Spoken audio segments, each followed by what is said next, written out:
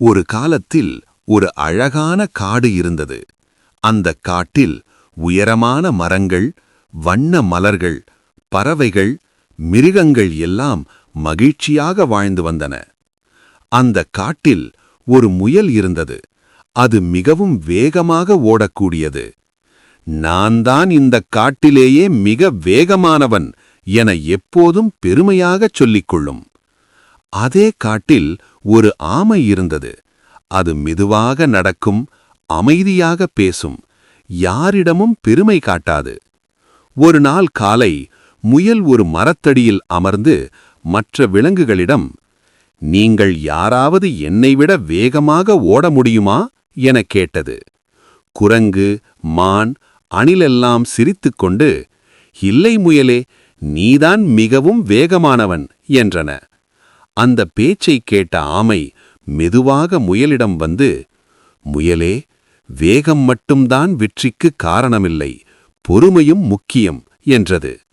முயல் சிரித்தபடி, நீயா எனக்கு அறிவுரை சொல்றது? நீ ஒரு அடி எடுக்கும் நேரத்தில் நான் 10 அடிகள் எடுப்பேன் என்றது. அதனால் முயல், என்னுடன் ஓட்டப்பந்தயத்தில் போட்டி போடுவாயா என்று சவால் விட்டது. ஆமை சிறிதும் பயப்படாமல், சரி, நான் தயாராக இருக்கிறேன் என்றது. இந்த போட்டியை நடத்த காட்டின் அரசனான சிங்கம் முடிவு செய்தது. அடுத்த நாள் காலை எல்லா விலங்குகளும் போட்டியை பார்க்க ஒன்று கூடின. 1, 2, 3, போ என்று சிங்கம் சொல்ல முயல் மின்னல் வேகத்தில் ஓட ஆரம்பித்தது.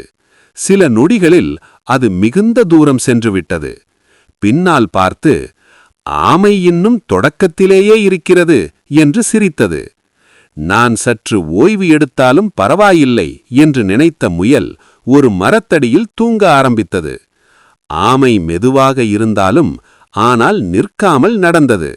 நான் மெதுவாக நடந்தாலும் நின்றுவிட மாட்டேன் என்று அது நினைத்தது. சிறிது நேரத்தில் ஆமை தூங்கிக் கொண்டிருந்த முயலை கடந்து சென்றது. பின்னர் முயல் கண் விழித்தது. எங்கே ஆமை என்று பதறியது. பார்த்தால் ஆமை இலக்கை அடைந்துவிட்டது. எல்லா விலங்குகளும் கைதட்டின. பின்னர் சிங்கம் அறிவித்தது, இந்த போட்டியில் வெற்றி பெற்றவர் ஆமை. முயல் தலைகுனிந்து, என் பெருமைதான் என் தோல்விக்கு காரணம் என்றது.